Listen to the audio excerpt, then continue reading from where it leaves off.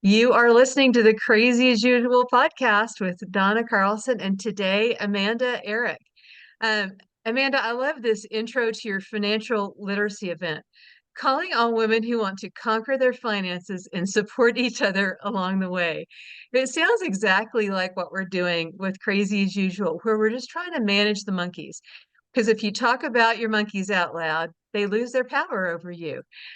Folks, if you don't know Amanda, she is a boss in the money world. And as it happens with most entrepreneurs, our passion is born out of our pain. Amanda grew up in poverty with a single mom and did not get an education around money growing up, which led to a series of financial hardships like getting divorced at 29, co-signing a car loan, having her credit drop into the low 600s, accumulating high credit card debt. Been there, Amanda, not with the divorce, but I have had difficulties. And I think most people can identify somewhat with losing that credit profile and then wondering, well, now what does the future have for me? So without resources to navigate these experiences, she jumps in and teaches others to learn what she didn't know so that we don't have to make the same mistakes. I love this quote on your LinkedIn profile. It resonates with me so much. The business of business is relationships because the business of life is human connection. And I love Robin Sharma. Amanda, tell us how you navigated the monkeys of low credit to be in the place where you are today. Yeah, so the divorce was a turning point in my life as it has been for a lot of people Yeah. where I thought I was just doing what society tells you to do, meet your husband in college, get married, buy a house, have the American dream. Huh? And so we were married for 6 years and everything seemed to be going great. And then like a lot of marriages, we just really fell apart.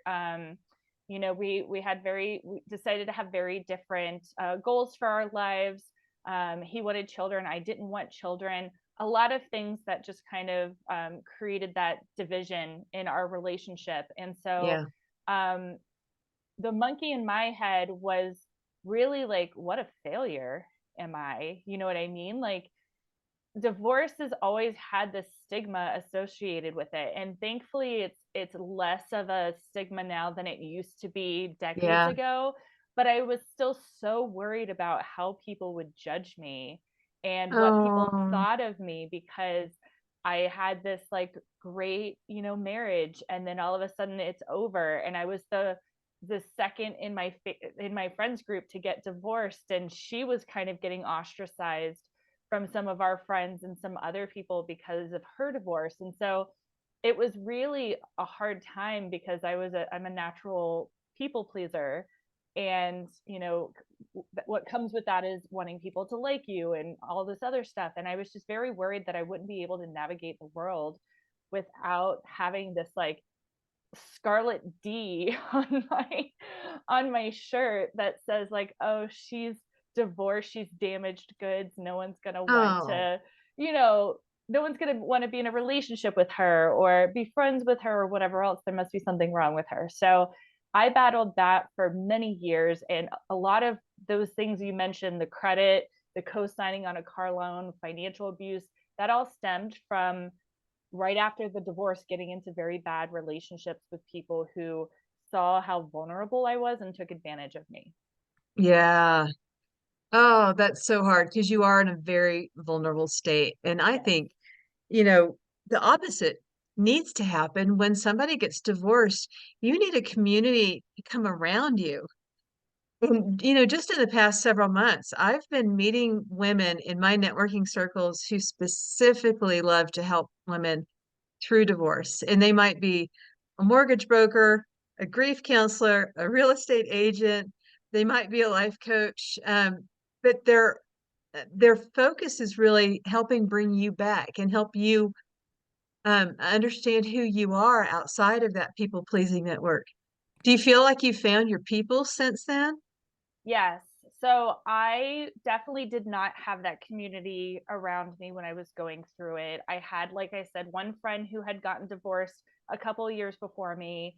So we banded together and we were like, we can get through this together. But I didn't really have professionals around that I could help, like that could help me, like a financial advisor or divorce coach or anything like that.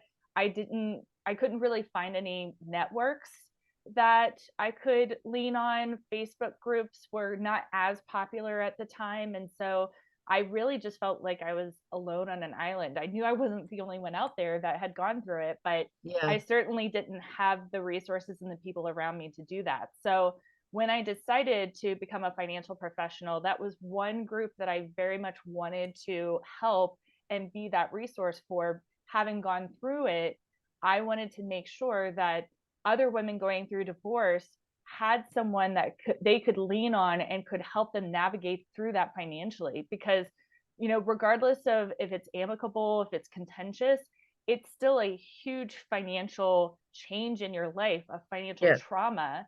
And there's so much to unpack and so much to go through, and it's important to have someone who is willing to educate you and help you go through it, and set you up for this new chapter in your life. And so that really inspired me to want to work with more women, going through divorce.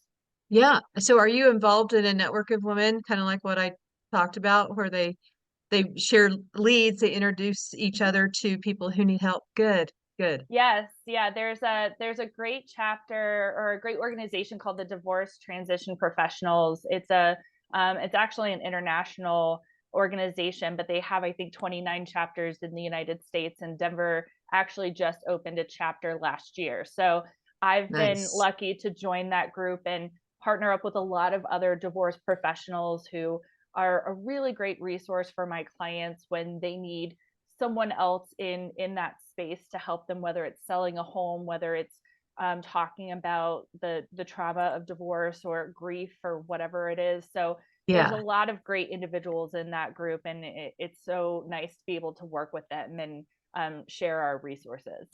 Yeah, absolutely. That's fantastic. I think it's really important. And if you didn't share that with me to share afterwards, I want to make sure. I think I have your Financially Successful and Savvy Facebook page, but if you also have contact information for that divorce professionals group, I know there are other professionals who I've had as guests on the podcast who would be a really great asset to that group. Yeah, So, absolutely. I'd love to share it. We're still looking for other professionals to join. So, yeah. It's important that we hold each other up. And this, goes back to the monkeys that we talked about. It doesn't matter what the monkeys are saying. And apparently, in your mind, it was once I'm divorced, I'm damaged goods. I'm off, off the market because nobody's going to want me. And that's a lie. mhm.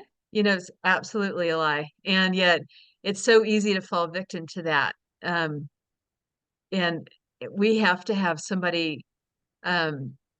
Either a friend who's going to help pull us back off the ledge, or we need to have some really good tactics, some messages to change the narrative in our brain. What are some of the ways that you were able to backpedal from the low credit rating and get your life righted and get those monkeys under control? What did you do?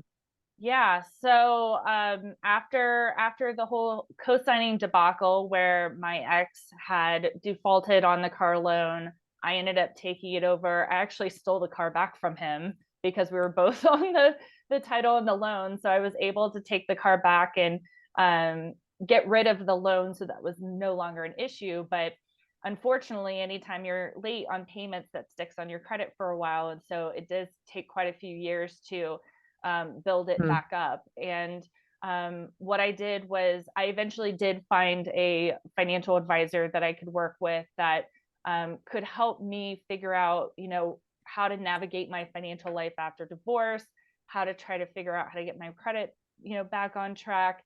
I knew at some point I wanted to be able to buy a house or get another car, and I didn't want to be in this situation where my credit was going to make those payments more expensive than it Hmm. absolutely needed to be. So that was a big goal of mine, was just getting back into the 750s or 800s that I was in before. And I think just by utilizing the resources available to me and telling myself, like, my credit score is not me, because I know a lot of people out there judge themselves by their financial situation.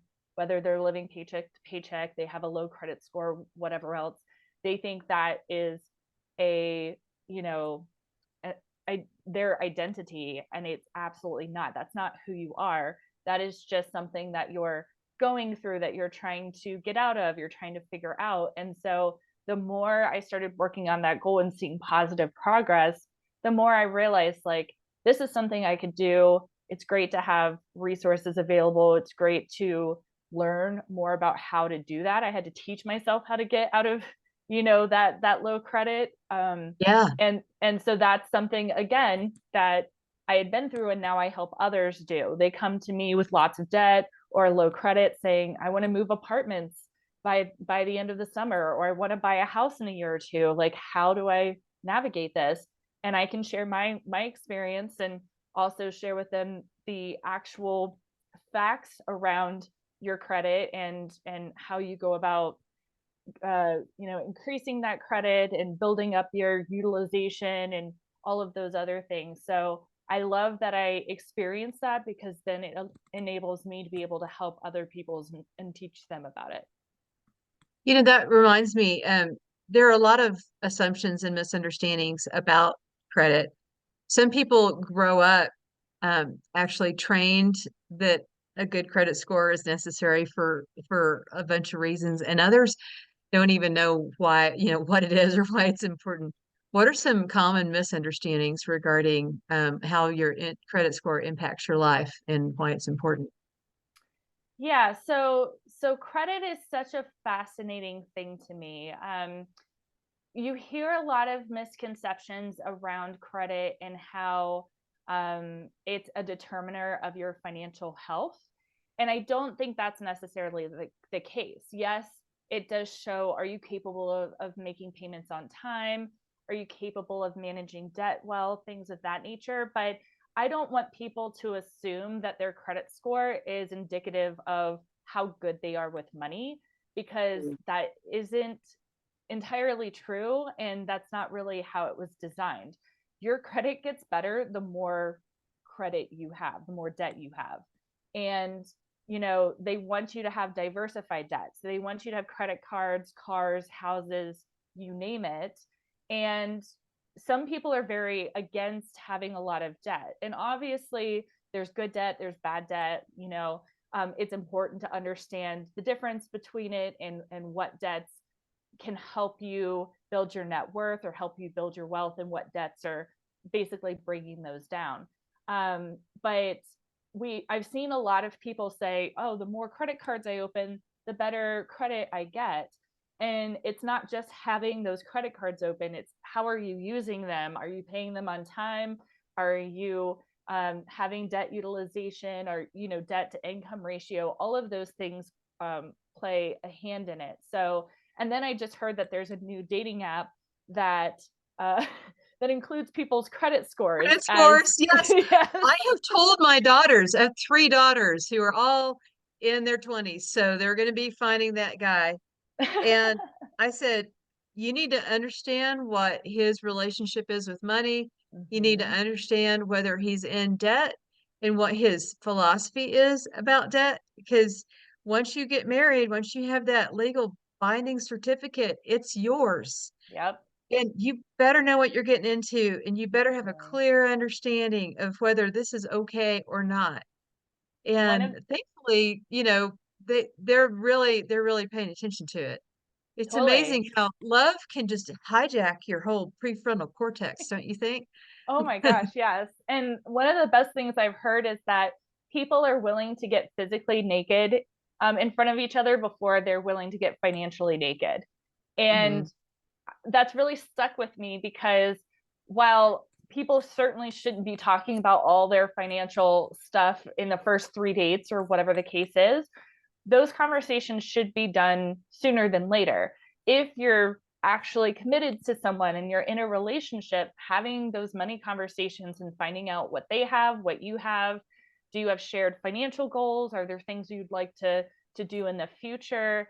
How do they budget their money or manage their money? All of those things are important, because, like you said, once you get married, what's theirs is yours, and vice versa. And I've heard too many stories, unfortunately, of people who didn't have those conversations before the big day, then found out that their spouse has, $20,000 worth of credit card debt that now they have to help them with a lot of the times because they're sharing their finances or whatever else. So it's so Mhm. important to have those conversations. The sooner the better, to really understand.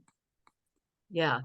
It's really, I wish it was included in all premarital counseling, but Yes, not everybody gets premarital counseling either. it's true. Yeah. Okay. Well, this is really important, and it's a big reason why we have um monkeys that derail us from success because when we're financially free and debt free, we can operate with a lot more freedom in our life than we can when we're worried about whether we have enough money to pay the bills. Hmm. Wouldn't you say it just impacts every area of life? Oh my gosh, yes. The physical and mental toll that being stressed around money can do to you, I truly think people don't quite understand what it does. I mean, people that are constantly stressed about money are losing sleep at night. They're not getting quality sleep. Their cortisol is up. They're constantly anxious or depressed about their situation. And all of those things take a toll on your body. So it's been so important. As a financial professional, I deal with most of the practical aspects of money. So, you know, where to put your money for retirement, and do you need a life insurance policy, things of that nature. But I always stress the importance of the mental aspect and emotional aspect of money, because you can't have one without the other. If Right. I'm making recommendations to a client, but they have all of these blocks or limiting beliefs around money that are keeping them from freeing up money for savings, or being able to stop, getting into debt, they're not going to be able to take those recommendations and run with them. They're going to continue in the same cycles that they were in when we first started talking. So it's important for me to partner with other professionals, money coaches, financial therapists, people who can help them navigate through the mental and emotional aspects of money so that they can take that practical advice and actually utilize it and run with it. So Right. when I'm hearing people talk about financial trauma in their life, growing up in poverty, divorce, financial abuse, domestic violence, things of that nature, I know that there's some work that needs to be done, and there's some amazing professionals out there that can help them navigate through Yeah. that. And then they're going to be much more open and responsive and empowered to do things with their money on paper in front of them. Absolutely. Absolutely. That's so smart. Well, in talking about all the things that free us up reminds me of our conversation before we started rolling, because both of us came onto this call kind of like taking a breath, because even the day has been hectic. So I want to open up this conversation because I know it applies to every woman. How do we stay extraordinary in our profession, but maintain equanimity in our personal life? What are some things that you're starting to see and flag and change in your own kind of day-to-day life management? Yeah, I thought this was such an amazing question and something I absolutely deal with on a daily basis. I was raised to be productive. I Yeah. was raised, like many people, I was raised to be constantly working on something. If you were resting or watching TV or sitting down somewhere, you were called lazy. And so there was this negative connotation around rest and this positive connotation around constantly being on the go, constantly doing something, because that's how you reach success, that's how you make money, all of those Hmm. things. It wasn't until I started my business and started being in full control of my schedule the way I wasn't when I was an employee that I started to notice how I would like fill up my calendar every single day with things that constantly had me running around and doing something and not taking time to rest. And I was starting to feel burnout. I was starting to feel like the weekends couldn't get here fast enough so that I could just like lay on the couch and do nothing and go anywhere. And I knew that wasn't sustainable. That's just not healthy. Right. So, something I've really focused on this year is blocking off time to take care of myself, to move my body, to rest, having a morning routine with meditation and other things to kind of um, center myself and get ready for the day, but also making sure there are some days in my schedule where I'm not meeting with clients. So I have a lot more freedom in being able to work on administrative tasks, go to the gym, um, find times to sit and read or learn something or whatever else. And then boundaries have been so important. Yeah. Making sure I know when my work time is and not working past that time. So evenings and weekends are sacred. I set my time on my Calendly. I make sure that on my calendar I know I'm going to start work at 8 a.m. I'm going to finish work at a certain time, and sticking to that and not opening my computer or, thinking up social media posts or whatever else in the non-work time, because then I'm not being true to my boundaries and I'm not Mhm. taking that separation seriously. That's a good point. Just today, I was having lunch with somebody and I said, I need to remember to call that girl. And she said, "Well, here's your phone. You can, put it right there now." And I said, "No, I'm going to pull out my planner and I'm going to write it down because if I open my phone, I'm going to get distracted by other messages, three other things. It's going to take me away from you. And I Mm-hmm. just want to write it down so I don't forget to call her later." So, I'm learning how to do that on weekends. I'll just write down what I want to tackle on Monday and stop thinking about it. Yeah. Yeah, that's so helpful. And I'm the same way. I forget things all the time. So I constantly have to have something nearby to write something down or immediately just like put it on the calendar or something Yeah, like that so I don't forget, and right. I have it ready to go during my work time to be able to make that phone call or, email that person or whatever else. Mhm. So definitely helpful. Good. Yeah, I was just talking with another friend this morning about the fact that we're both getting, you know, as you increase in age, get over 55, and then start looking at my dad came down with early onset Alzheimer's at 63, Mm, which to me seems really young. I feel like we have a lot of life in our 60s, especially in Colorado with all of the activities that we do here. So the thought of starting to forget things mhm. was really bothering me until my friend said, "Me too." And she's a little bit older than me. And she said, "My husband and I are forgetting things. And I have to remember if I leave my keys in the fridge because I was distracted while I was filling up my water bottle, that's not Alzheimer's." Right. But if I find my keys in the refrigerator and I can't remember what my keys are for, Right. that's Alzheimer's or dementia. Yep. So giving ourselves grace to realize when we are working on multiple channels and doing a lot of things, the more information that we have in our head, the greater the capacity we have to forget things. And Yeah. we have to be forgiving. Yes. Yes, we do. And dementia actually runs in my family. Both my great grandmother and my grandmother um, have had or have dementia. My grandmother got diagnosed with dementia. She was late 70s, I want to say, or maybe 80, 81. And so she's suffering with it right now. And that's definitely something that's weighed on me is that my genetic future, is that something that I need to be cognizant of? And is my forgetfulness now indicative of a future issue there?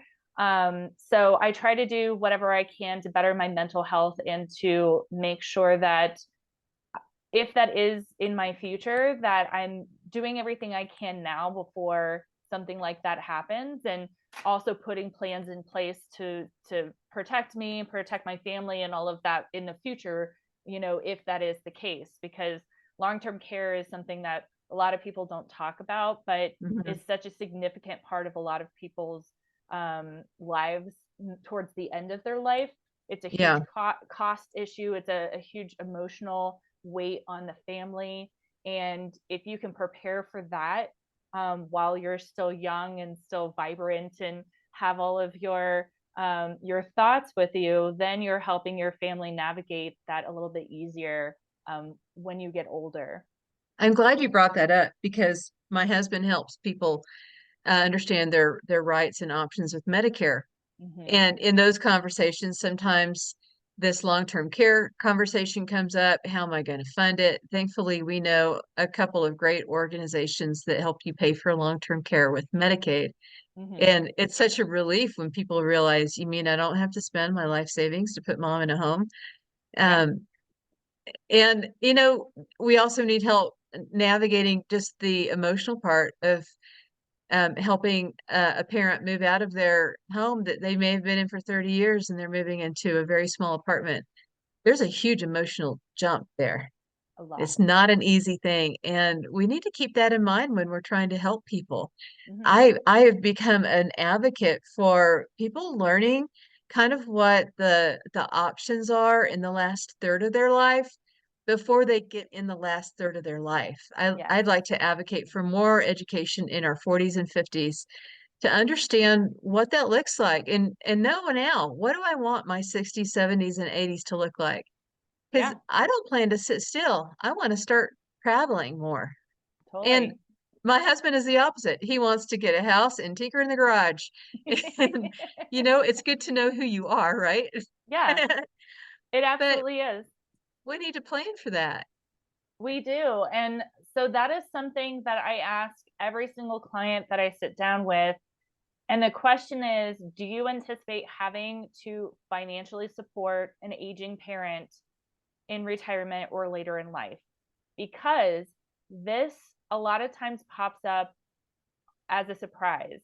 You know, older generations had that stigma of not talking about money with their friends or their kids or whatever else. So there probably aren't Yeah. conversations being had. And a Yeah. lot of adults are assuming that their parents saved up enough for retirement, are healthy, happy, living their best retirement life. And that's Uh-huh. not always the case. And then Right. a lot of the times they find out because they get a phone call, I can't afford to pay this bill, or like I owe money on taxes, or I need to move in with you. Like a lot of things can pop up as a surprise. And so what I'm trying to do is help people prepare for the possibility of that so that they can either, if they need to save up extra money in preparation of, hey, we're going to have to use this to pay for some of our parents care or bills, or if they need to plan like house wise, do you have a guest bedroom that your parent can live in if it comes to that? I mean, I would much rather people be prepared for that possibility than they get that surprise and they don't have the capacity to help them. It's a really scary place to be. Yes. Absolutely. Yeah, and we have a relative who's in his 90s, and he said, "Oh, um, my daughter's been supporting me for so long and taking care of me. I want to leave her the house." And he forgot that he hasn't been paying his mortgage payment for years. His kids have, and they're like, "No, Yeah. you can't Exactly. just can't just give your house away." Yeah. So it's just interesting how we need to have these conversations and make it easier. Talking about normalize the conversation about mental health. Boy, we need to normalize the conversation about money. Oh my gosh, do I have we? a daughter who became a finance major because she really wants kids to get an earlier education on finance rather than enter the workplace not knowing what the heck's going on. Yes. And just because her dad and I didn't have that education growing up doesn't mean we couldn't have provided it for her. It wasn't built into us. So we're Right. learning too. Yeah. And I think the best thing we can do is change it for the next generation, right? That's a huge mission and something I'm also very passionate about. The last that I saw said that 23 out of 50 states have now required some sort of personal finance class in high school, Wow. which is a great like direction, like step in the right direction. but that still means that there's so many states where none of that is being taught, and it certainly wasn't taught when I was in school. And Right. the good news is there's also these amazing nonprofit organizations out there that are supplementing that and going Yeah. into schools and teaching about money and um, investing and all of that stuff. So I love that there's just been more of a focus on making sure that our kids get educated, whether it's at home, which nowadays more and more parents are taking on that responsibility and really making sure their kids understand. But we're Yeah. also seeing that in the school system, which I know is going to be super helpful because it really is going to prepare those kids when they go to college or become young adults, know the things that they need to do in order to start on the right foot and not Yeah. necessarily wait until their 30s or 40s to get a jump on retirement savings or to Yeah. to meet the goals they Boy. want to meet. Even something as simple as life insurance to start with an inexpensive policy at 18 and just slowly build. What a Hmm. beautiful thing that becomes when you're 55 or 60 and go, Yes. "Oh, wow, this is significant." Yeah. Okay. It's Yeah. in finding the right means of saving money. It's just so important to learn that early on. And I remember being 21 and hearing, if you just put $50 a month in this account, and literally at that time, I didn't have an extra $50. No. But you know what? We can all find it somehow. We just need enough of a vision to see why it's important that we redirect that money. Yeah, we weren't Mhm. taught to live below our means, especially if you're someone like myself who grew up in poverty and now that you have money, you couldn't wait to spend it because we're like all Mhm. the things I wanted for myself I can buy now. Yeah, And that did set me back a little bit in terms of retirement savings or emergency savings. And so that was a lesson that I had to learn the hard way that I hope that younger kids and teenagers can learn early enough so that yeah, they can still do the things they want and have fun, but make sure they understand that saving is just as important and it's yeah, something that they should prioritize. absolutely. I'm with you. I'm with you. Well, this is beautiful. Thank you, Amanda, so much for going deep. Any last final comments before we let people get to work today? Just, financial awareness is going to literally set you free. So if you don't know about your finances, if you aren't tracking your spending and checking your credit report and doing everything you need to know to be the CFO of your life, then I highly recommend you start because once you have a grasp of your finances, the sky's the limit. There you go. You've had it from Amanda Arrick. Be the CFO of your life. We are here to help you put those monkeys to rest so that you can live your life brilliant and free. Check out more information on Amanda at the Crazy as Usual newsletter on Donna Carlson 360 on LinkedIn, and we will catch you next time.